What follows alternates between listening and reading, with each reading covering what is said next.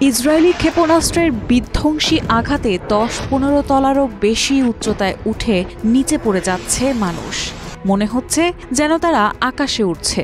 আসমান জমিনে ছড়িয়ে পড়েছে ভয়াবহ ধ্বংসের ছবি। ইট, সুরকি আর ধুলার কুণ্ডলী, যেন পৃথিবীটাই উল্টে গেছে। মুহূর্তেই ধ্বংসস্তূপ পুরো গাজা।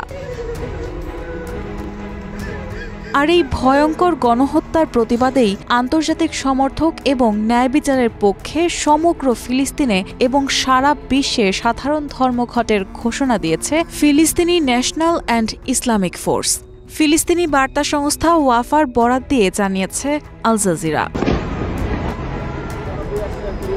জারি করা এক বিবৃতিতে জোটটি প্রতিরোধের আওয়াজ তুলে ধরার এবং ইসরায়েলি বাহিনীর দ্বারা সংঘটিত ভয়াবহ গণহত্যা এবং অপরাধের বিরুদ্ধে সচেতনতা তৈরি করার গুরুত্বের উপর জোর দিয়েছে।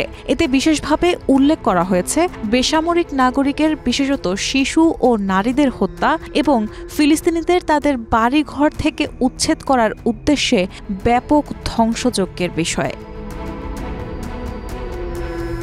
বিবৃতিতে ইসরায়েলি আগ্রাসন বন্ধে স্থানীয় ও আন্তর্জাতিক প্রচেষ্টাগুলোকে একত্রিত করার এবং আন্তর্জাতিক আইন লঙ্ঘন ও ফিলিস্তিনিদের অধিকার রক্ষার জবাবদিহিতা দাবি করার গুরুত্বের উপর দৃঢ়ভাবে জোর দেওয়া হয়েছে। এই জোটটি হল দ্বিতীয় ইন্তিফাদার শুরু হওয়ার পর ইয়াসির আরাফাতের অনুমোদনে এবং মারওয়ান বারগুতির নেতৃত্বে গঠিত একটি জোট।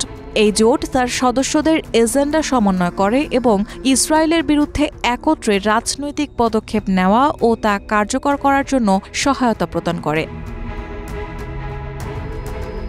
এছাড়া গাজায় ইসরায়েলি এই আগ্রাসনের প্রতিবাদে বাংলাদেশ জুড়ে সব প্রতিষ্ঠানে সাধারণ ধর্মঘটের ডাক দিয়েছেন কয়েকটি বেসরকারি বিশ্ববিদ্যালয়ের কয়েকজন শিক্ষার্থী।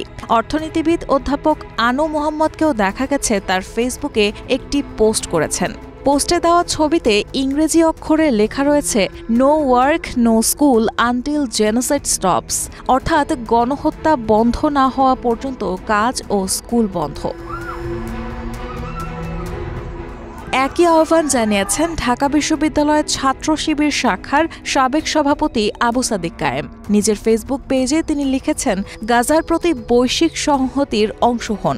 আগামীকাল সোমবার 7 April no work no school এই কর্মসূচি সফল করুন।